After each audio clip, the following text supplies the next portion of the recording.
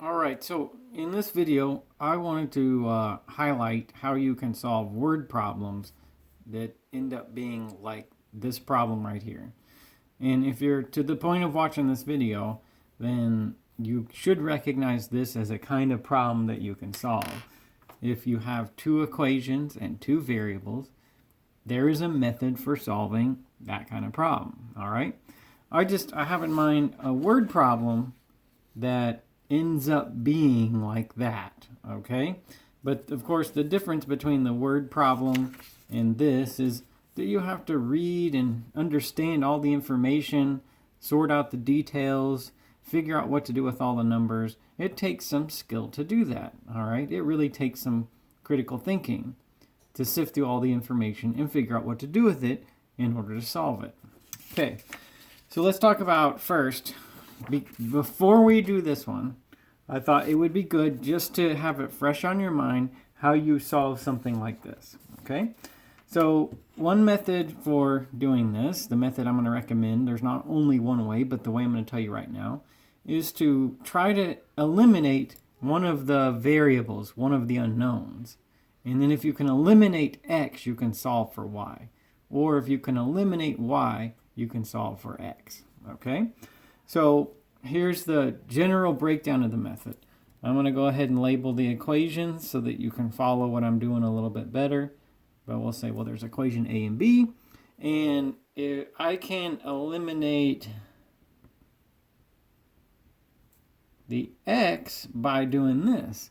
If I take equation A and I multiply by -2, and then I take that resulting equation and I add it to equation B, then I will eliminate or cancel the x, okay? And these are the kinds of things that you do to solve these problems. You can take either of the equations. You can multiply it by any number of your choosing, and then you can add them together. But the goal will be to get something to cancel. So watch what happens if I do this and I eliminate x, okay?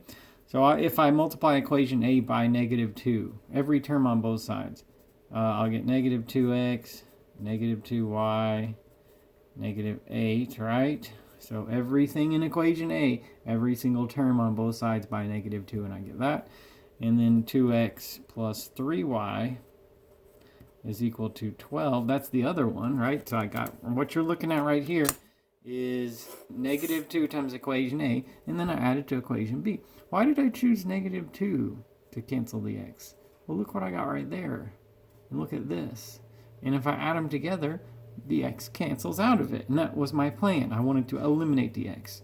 -2 and 2 is nothing. As far as the y goes, I get -2y and 3y. Well, that will be 1y. And as far as the number over here goes, I'll get 4. So there's part of my answer. Y is 4. It's definitive. In that problem, the y has to be 4. Okay? All right, if the y has to be 4, well, what's the x?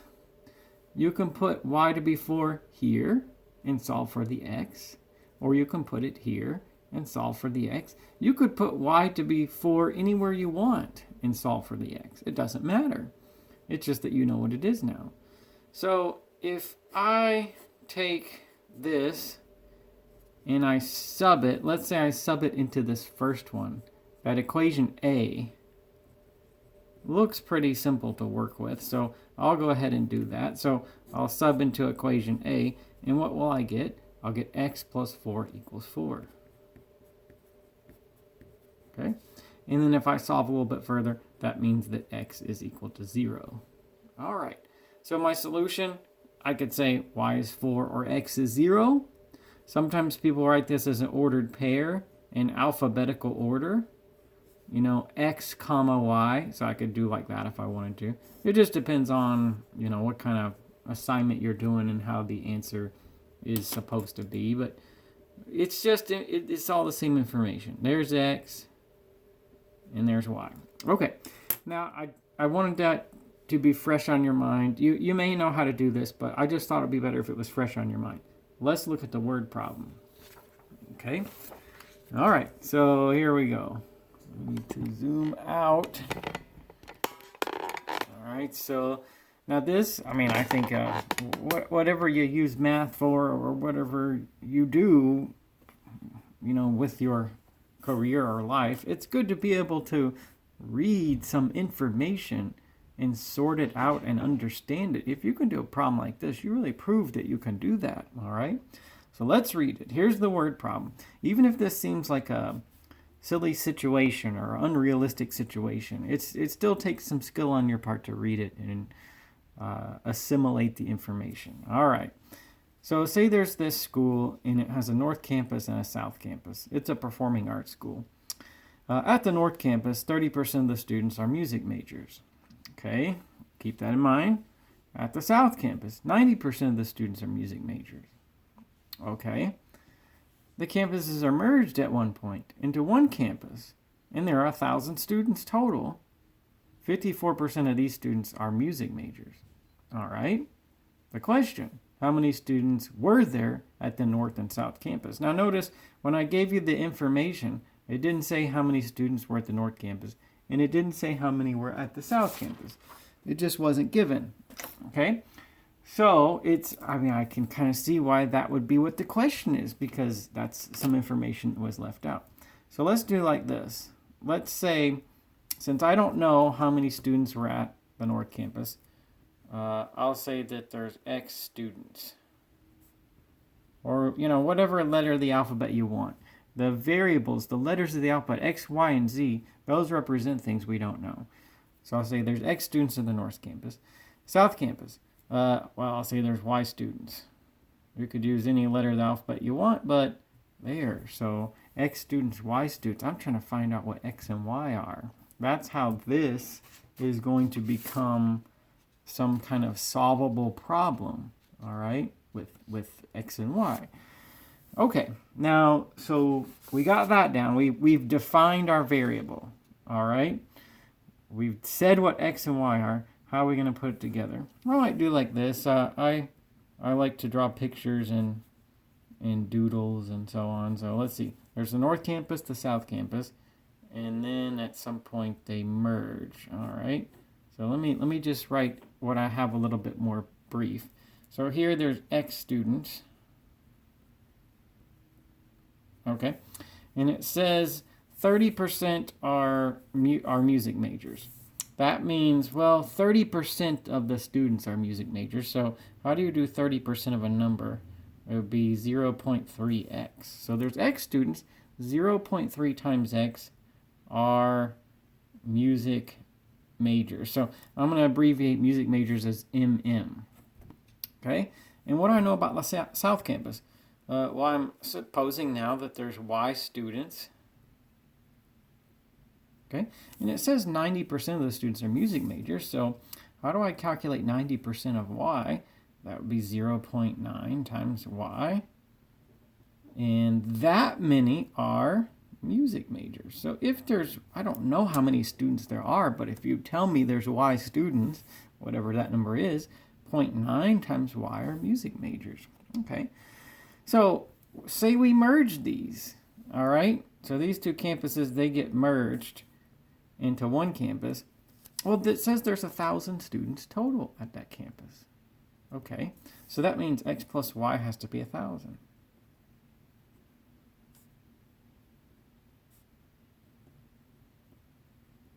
All right, and also, well, why X plus Y? Well, because there's X students at this and Y students at that. You combine them together, there's X plus Y students, but then if you tell me there's 1,000 students, then I say X plus Y is 1,000. Okay, 54% of these students are music majors. If there's X plus Y students, how do you say what that is? Or how many are you going to say that are music majors? Well, if you tell me there's 1,000 students, then I'll say 0.54 times 1,000 are music majors. Okay, so there's our information kind of written in a kind of a picture, I guess you could say. All right, where do the equations come in? Maybe you can kind of see we're headed this direction. How do I write down equations? How do I turn what I'm reading into an equation? Well, okay, so I've got one equation right here. Remember, my problem is that I'm headed towards is 2 equations, 2 unknowns. So, okay, x plus y has to be 1,000. There's an equation. But isn't it also true that the number of music majors at the North Campus and the number of music majors at the South Campus has to add up to be that number? Right? Because how'd you get these students over here? Well, you merge those together. You just combined them together. If you tell me there's 1,000 students and 54% are music majors, well, that's how many are music majors, 540. Okay? So that means that if you take the number of music majors at the North Campus, 0.3x, and you add the number of music majors at the South Campus, that's 0.9y, you will get this number right here, the number of music majors at the merged campus, because they just have to add together. The whole is the sum of the parts, all right? So, well, that number is 540, okay? 540. Okay, there's 540 music majors at the merged campus. So now I get something that looks a lot like this. 2 equations, 2 unknowns. It's just like this. I have numbers that are a little bit different, but that's the same thing, really. Okay. All right. So how would we solve it? Let me solve it the same way that I did with the other one.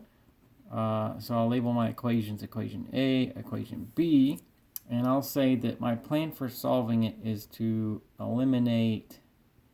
I could eliminate the x or the y, but I'll eliminate the x. Okay. And the way I'll do that is I'll take negative 0.3 and I'll multiply times equation A and I'll add to equation B. And that will eliminate the x, just like this problem that I showed you at the beginning of the video.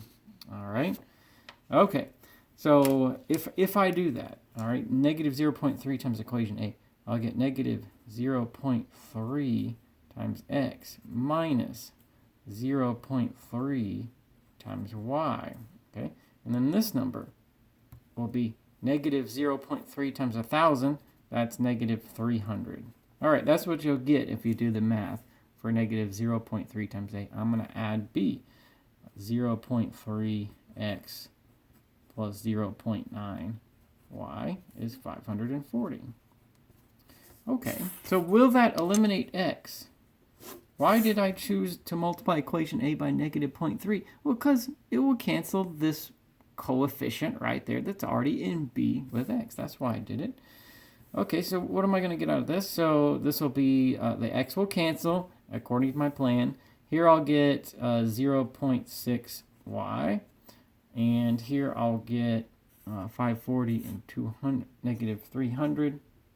I'll get 240 for that.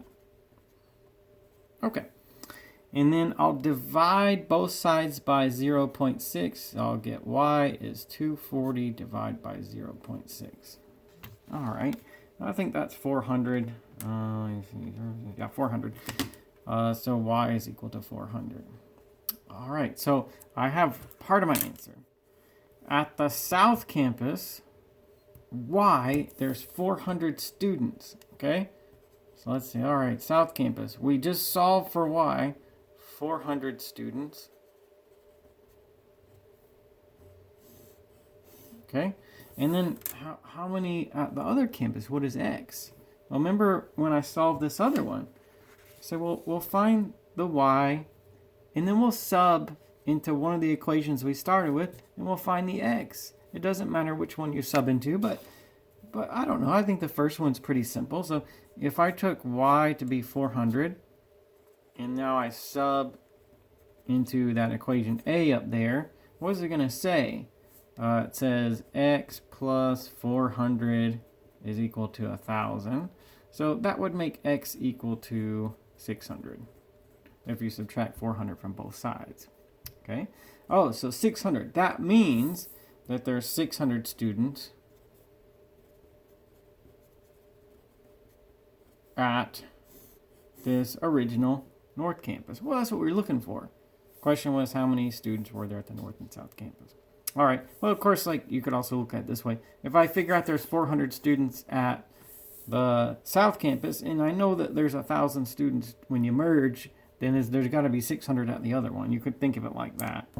Of course, you don't have to make solving the problem as lengthy and detailed as me, but I make the video so that you can see the procedure, that you can see all the details, and you can take away from it what you want. All right?